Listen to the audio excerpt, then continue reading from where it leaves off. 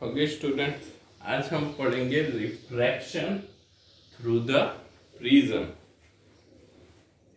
अब refraction through the prism है तो हमको यहाँ पे ये थ्योरी का लास्ट टॉपिक है इस चैप्टर में। तो रिफ्रैक्शन थ्रू अ प्रिज्म में हमको क्या दिया है कि भाई हमको यहाँ पे एंगल ऑफ डेविएशन और रिफ्रैक्टिव इंडेक्स निकालना होता है। तो रिफ्रैक्शन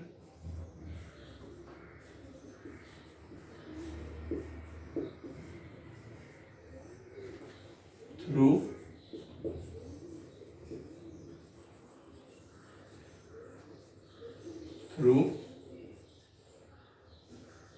अ प्रिज्म। ओके, ये आपको एग्जाम में भी पूछा, प्रैक्टिकल एग्जाम में भी ये आपको आता है। तो रिफ्रैक्शन थ्रू अ प्रिज्म, तो जब हम प्रिज्म, बचपन में भी हमने देखा हुआ है कि हम प्रिज्म से खेलते थे। तो जब हम प्रिज्म में से लाइट को पास करते हैं तो उस टाइम पे यहाँ पे क्या होता है, तो लाइट यहाँ पे कुछ रिफ्रैक्ट होती है। रिफ्रैक्ट होती है मतलब यहाँ पे लाइट का क्या हुआ, डेविएशन हुआ, और ये डेविएशन हमको यहाँ पे निकालना है, जिसको हम प्रिज्म इक्वेशन भी कहते हैं। कई बार हमको क्वेश्चन ऐसा पूछा जाता है कि डिराइव द प्रिज्म इक्वेशन। तो यहाँ पे प्रिज्म इक्वेशन को हम समझे तो यहाँ पे पहले तो हम प्रिज्म ड्रॉ कर लेते हैं, तो जिससे हमको पूरा मतलब आपको ये फिगर पे से ही डिराइव करना है। तो हमने यहाँ पे एक ट्राइंगल प्रिज्म ले लिया है, ए बी और सी। अब ए बी और सी में हमने ट्राइंगल प्रिज्म लिया। ये ट्राइंगल प्रिज्म में एक इंसिडेंट रे, यहाँ पे आई को हम ए बी साइड में इंसिडेंट करते हैं, यहां से ये लाइट रेज रिफ्रैक्टेड हो, इसका रिफ्रैक्शन होता है। फिर ये एसी साइड पे इंसिडेंट होता है, अगेन इसका रिफ्रैक्शन हो रहा है। ओके, तो यहाँ पे ये जो इंसिडेंट रे है इसका नॉर्मल ड्रॉ कर लेते हैं। तो ये हमारा हो गया इंसिडेंट रे आई, और इसका नॉर्मल ड्रॉ कर लेते हैं। तो ये हो गया इसका इमर्जेंट रे ई, इंसिडेंट रे एंड इमर्जेंट रे। इसको अगर हम एक्सटेंड कर लेते हैं तो यहाँ पे ये हम इसको दे देते हैं एंगल एन, क्या लिया है एन, ये दे देते हैं एन, ये पॉइंट क्यू और ये आर। अब यहाँ पे हमको निकालना क्या है, तो डेविएशन। तो डेविएशन जब हमको निकालना है तो डेविएशन को कैसे निकाल सकते हैं वो चीज हम यहाँ पे समझेंगे। तो पहले तो हम यहाँ पे लेते हैं कि हियर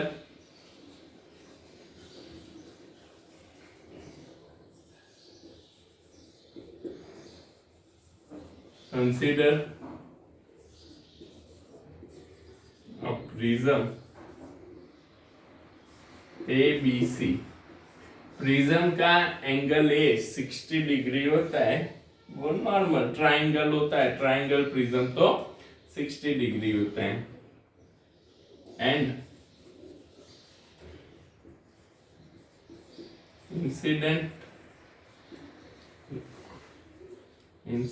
रे, इंसिडेंट और लाइट रे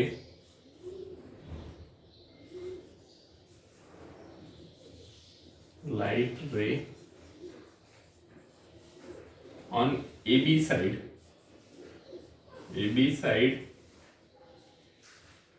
with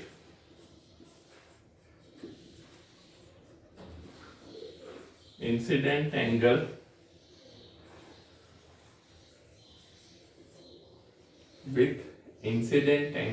I। and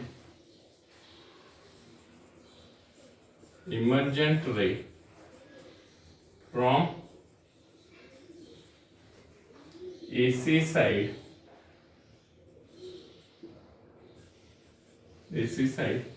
with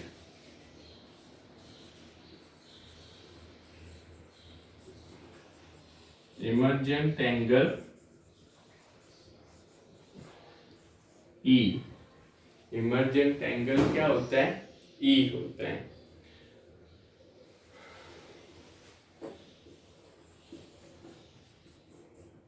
अब यहाँ पे समझते हैं कि भाई हमको निकालना क्या है। तो we have to find out the deviation of the ray, deviation angle. तो यहाँ पे इंसिडेंट रे को मैं एक्सटेंड करता हूँ, यहाँ पे रिफ्लेक्टेड रे को ऐसे एक्सटेंड करता हूँ। तो ये जो एंगल मुझे मिला, ये एंगल क्या हुआ? तो this one is a deviation angle, क्योंकि रे जाना कैसे चाहिए? ऐसे जाना चाहिए, पर गया कैसे? ऐसे गया। तो इसका डेविएशन कितना हुआ? डेल्टा। समझो, रे जाना कैसे चाहिए? इस साइड जाना चाहिए, बट गया किस डायरेक्शन में? इस डायरेक्शन में गया। मतलब ये हुआ हमारा डेविएशन। यहाँ पे पहला हुआ refraction, first refraction angle R1। दूसरा हुआ इस साइड AC साइड पे, वो हुआ रिफ्रैक्शन एंगल R2। और यहाँ पे ये जो पहला है इसको हम डेविएशन डेल्टा 1 बोल सकते हैं और इसको डेविएशन डेल्टा 2। ओके, तो इस हिसाब से एक बार आपने फिगर को ड्रॉ कर लिया तो आप आराम से इसमें से इक्वेशन डिराइव कर सकते हैं। ओके, तो ये फिगर को हम कैसे ड्रॉ कर सकते हैं वो चीज हमने यहाँ पे समझी, और किस हिसाब से रे इंसिडेंट होते हैं, किस हिसाब से रे इमर्जेंट होता है, और किस हिसाब से हमको डेविएशन मिलता है। ओके, अब यहाँ पे हम फिगर में देखते हैं। तो भाई EQNR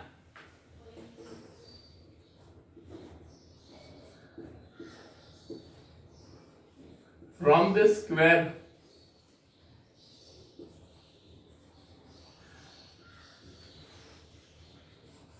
AQNR, ये जो है AQNR स्क्वायर है, इसमें अगर हम समझे तो हियर स्क्वायर है तो टोटल एंगल कितने होते हैं बेटा? तो 4 एंगल है और चारों एंगल का समेशन होता है 360। तो जब हम यहाँ पे कंसीडर करते हैं तो एक तो एंगल ए कंसीडर करते हैं, तो angle A plus angle QNR, angle A और एंगल QNR, ये एंगल, ये और ये पूरा एंगल, पूरा स्क्वायर लेते हैं, उसमें से दो एंगल, अगर ये 90 है, ये 90 है, तो टोटल कितना हो गया? 180। तो ये दोनों बचे, अब ये दोनों टोटल 360 है, 190 सॉरी 90 90 180 हो गया, तो ये भी कितना होगा? 180 प्लस 180 360 होता है। तो एंगल ए और एंगल QNR दोनों हमको कितने मिलेंगे? तो दोनों एंगल हमारे होंगे, दोनों एंगल हमारे होंगे यहाँ पे 180 डिग्री। अब ये दोनों तो हमको मिल गए, फिर एक तो ये 180 हो गया। नाउ अब हम समझते हैं कि भाई हमको निकालना क्या है? हमको ये डेविएशन एंगल डेल्टा निकालना है। हमको निकालना क्या है? Deviation angle delta. तो डेविएशन एंगल डेल्टा के लिए यहाँ पे हम कंसीडर करते हैं कि भाई triangle QNR, from the triangle, from the equilateral lateral triangle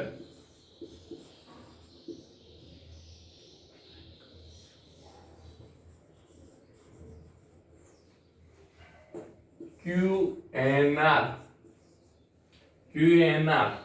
तो यहाँ पे क्यू एन आर जब हम देखते हैं तो ये भी क्या होगा, तो ये क्या होगा, तो 180 डिग्री, ट्रायंगल का एंगल कितना होता है टोटल 180 डिग्री। अब जब हम यहाँ पे टोटल एंगल देखते हैं तो एक एंगल R1 R2 और ये एंगल QNR भी बनेगा, ये तीनों एंगल का समेशन होगा। तो यहाँ पे फ्रॉम द फिगर जब हम देखते हैं तो angle R1 plus angle R2 plus angle QNR equals to 180 degree, इसको इक्वेशन 2 दे देते हैं। अब जब हम देखते हैं फ्रॉम द इक्वेशन 1 एंड 2, दोनों तो क्या है, तो दोनों 180 डिग्री 180 डिग्री है। अब जब दोनों 180 डिग्री होते हैं तो दोनों को हम कंपेयर कर सकते हैं। तो now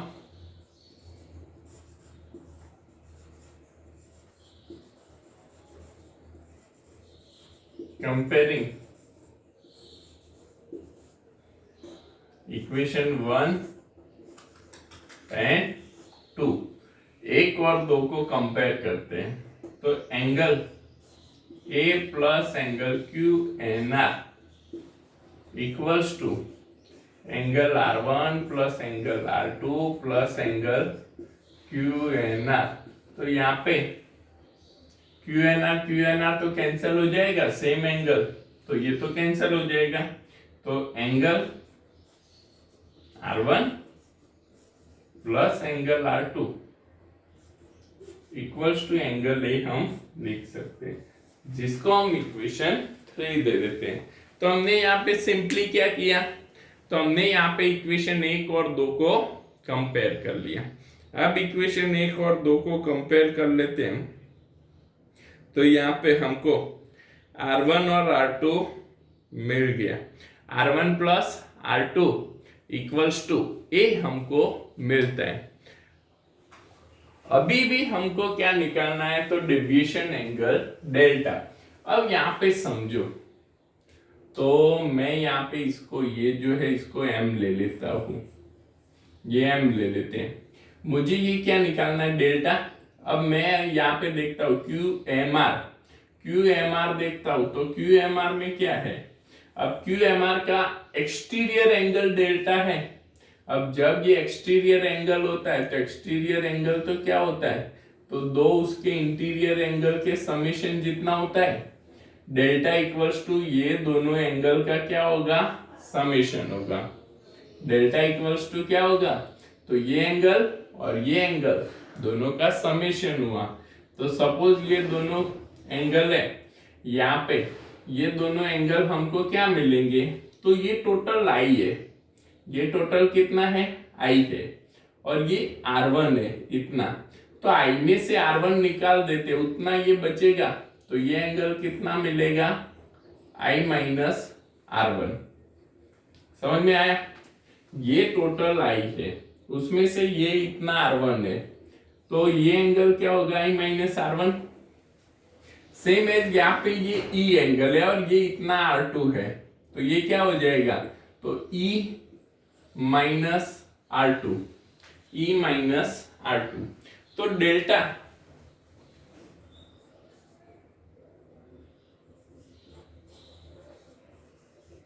from the figure deviation angle delta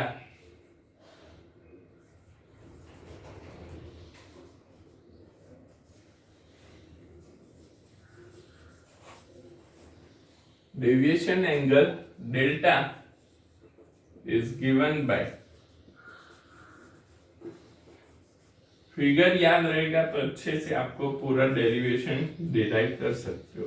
तो delta equals to I minus R1 plus E minus R2, दोनों का एडिशन जितना होगा, delta equals to I minus R1 plus E minus R2। तो delta equals to I plus E minus bracket में R1 plus R2 लिख सकते हैं, इसको दे दो equation 4, delta equals to I plus C minus R1 plus R2। Now from the equation 3 में देखो तो एंगल R1 प्लस R2 तो क्या है, एंगल ए है। एंगल R1 प्लस R2 तो एंगल ए है, तो इसकी जगह पे ए लिख सकते हैं। तो from the equation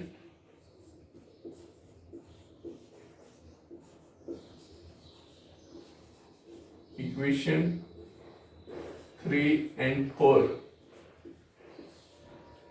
delta equals to I plus C minus angle A. आप एंगल R1 R2 भी लिखो या एंगल ए, दोनों सेम वे में हम लिख सकते हैं।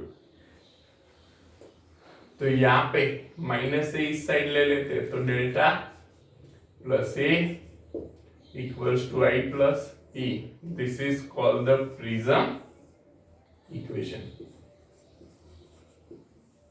This is the prism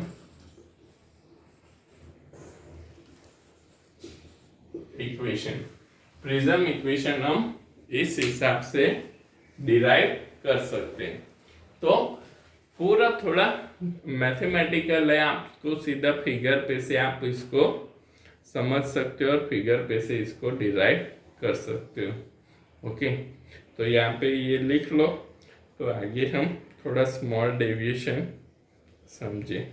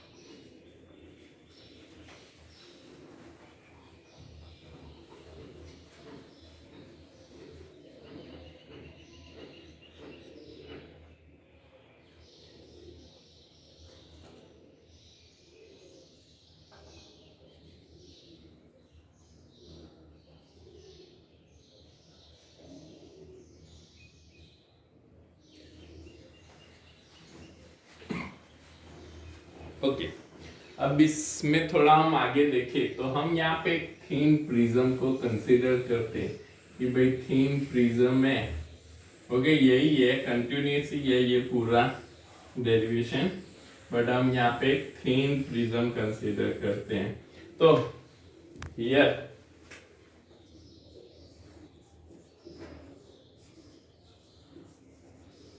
for a thin prism,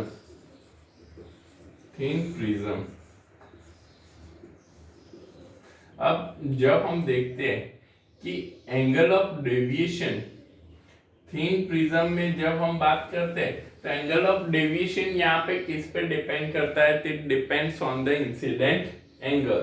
तो here for a thin prism angle of deviation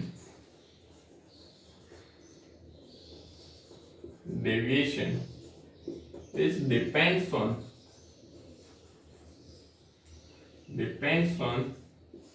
the angle of incidence।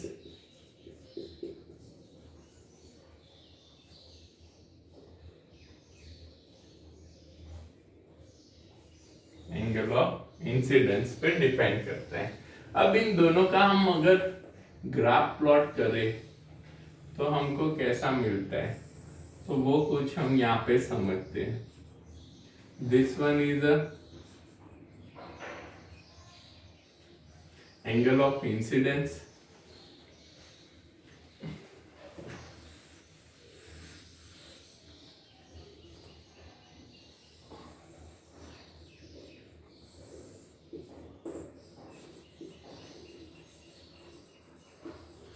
angle of incidence and angle of deviation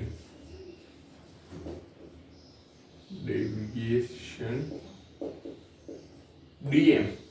thin prism के लिए उसको हम कंसीडर करते हैं dm, angle of incidence I। तो यहाँ पे ये 0 डिग्री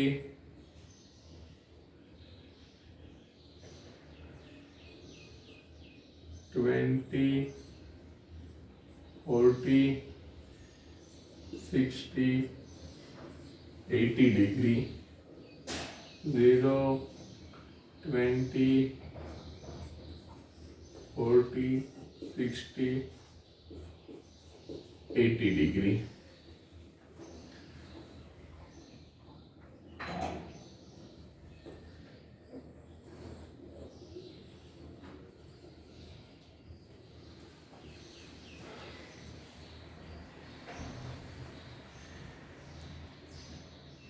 ये ग्राफ आपको थोड़ा बहुत याद रखना है कि भाई हमको किस हिसाब से यहाँ पे डेविएशन मिलता है, वो चीज़ हम यहाँ पे थोड़ा बहुत प्लॉट करते हैं। ओके,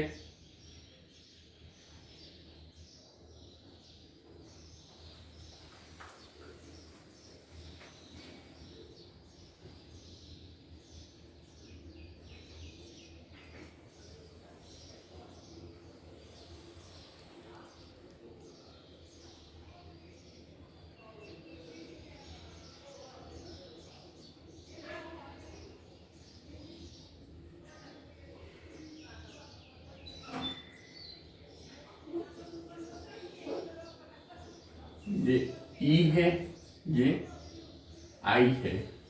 ओके, तो यहाँ पे ये जो पॉइंट है, at this point almost we get the I equals to E।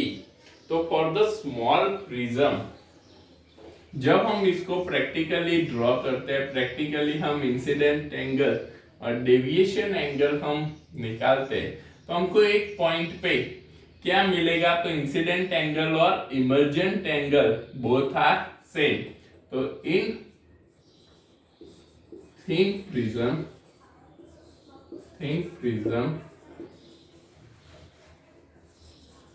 at one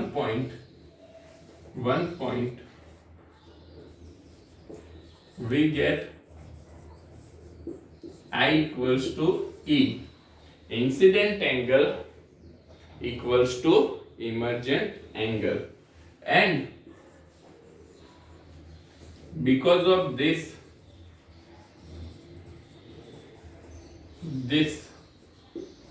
जो हमने रिफ्रैक्शन एंगल R1 और R2 लिया था थिन प्रिज्म में, तो ये रिफ्रैक्शन एंगल भी क्या हो जाएंगे, तो they are also almost same.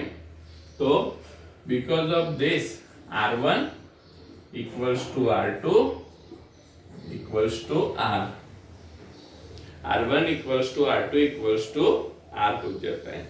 तो अब हम यहाँ पे देखते हैं, तो इन इक्वेशन प्रिज्म इक्वेशन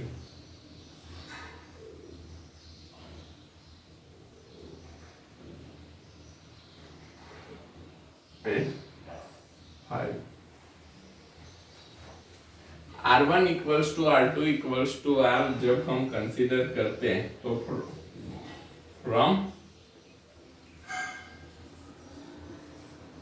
इक्वेशन 3 यहाँ पे क्या हो जाएगा, तो R1 plus R plus R 2R equals to angle A, तो R plus R equals to A, तो ये हो जाएगा 2R equals to A, that means R equals to A by 2। ये हमको मिलेगा इक्वेशन 6, इसको हम इक्वेशन 6 ले लेते हैं। और दूसरा हमको मिलेगा कि जो हमने इक्वेशन यहाँ पे लिया है delta equals to I plus delta plus A equals to I plus E, तो यहाँ पे भी हमको क्या मिलेगा, तो इसमें भी हम रिप्लेस करते हैं, तो आई इक्वल्स टू तो क्या है, I equals to E, I equals to E हो जाएगा। तो आई इक्वल्स टू ई के टाइम पे डेविएशन एंगल क्या है, तो जब हम इसमें फ्रॉम द इक्वेशन 5 लिखते हैं यहाँ पे,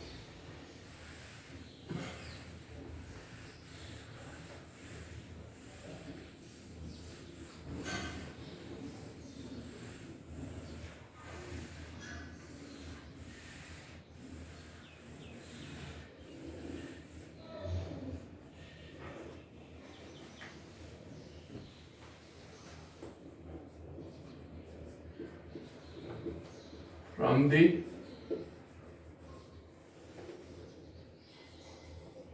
equation 5 delta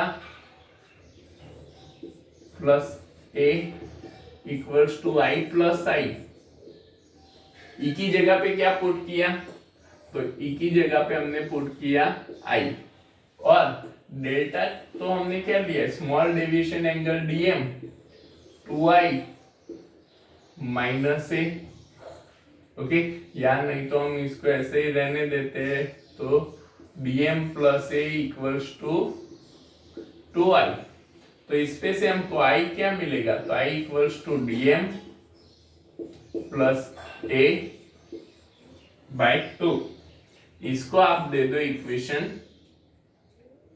number 7, equation number 7। तो ये हमको इंसिडेंट एंगल मिल गया और ये हमको रिफ्रैक्शन एंगल R1 मिल गया। अब आप प्रिज्म का जो फिगर हमने ड्रॉ किया था उसको देखो, तो at the side AB side we can apply the Snell's law. जब हम स्नेल्स लॉ अप्लाई करते हैं at AB side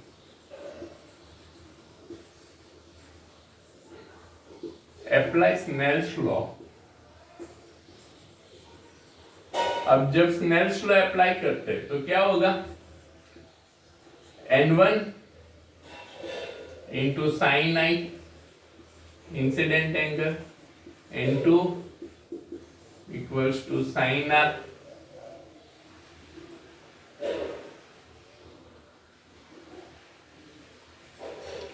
N1 into sine I और N2 equals to sine R।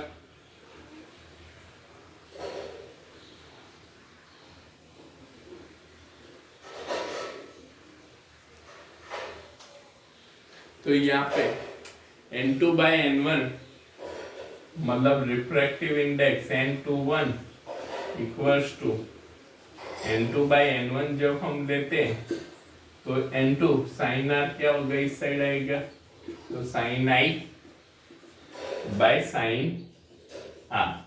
अब I तो हमको पता है इक्वेशन 7 और R भी पता है इक्वेशन 6, तो from equation 6 and 7 N21 equals to N2 by N1 sin I क्या है, dm plus a by 2 divide by sin a by 2। r क्या है, a by 2 और I क्या है, dm plus a by 2। तो यहाँ पे I की जगह पे dm plus a by 2 और R की जगह पे a by 2 हमने पुट किया है ना। For the thin prism, okay, for the thin prism के लिए जब हम कंसीडर करते हैं तो ये एंगल भी क्या होंगे, स्मॉल एंगल होंगे।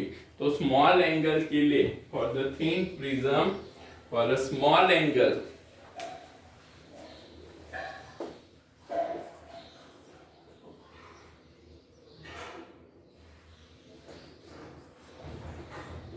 for thin prism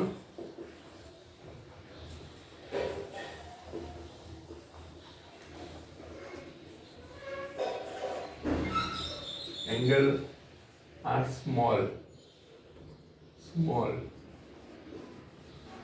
so small angle है तो साइन की जगह पे हम क्या लिख सकते, sine theta is approximately theta हम लिखते हैं।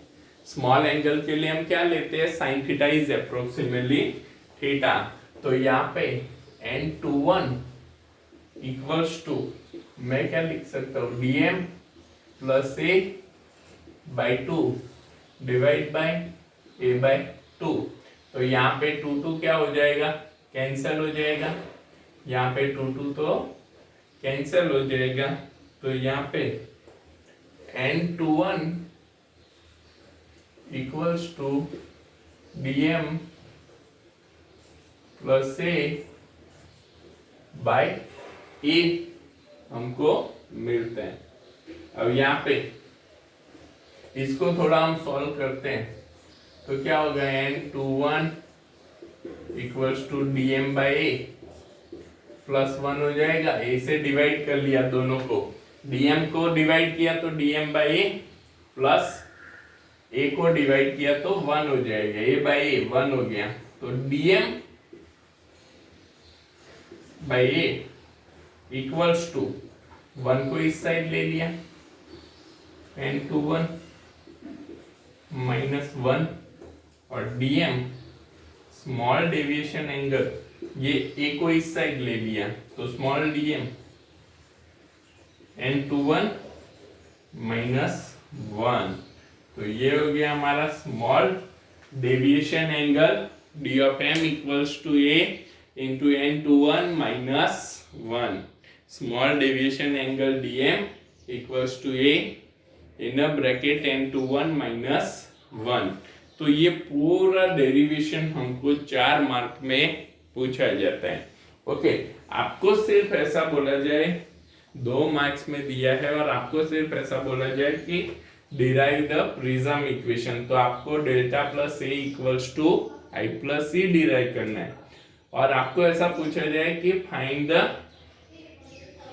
स्मॉल प्रिज्म या thin prism deviation angle dm, 4 marks में, तो आपको पूरा लिखना जरूरी है, ये पूरा लिखना जरूरी है। लिख लो, इसको अच्छे से प्रिपेयर कर लो।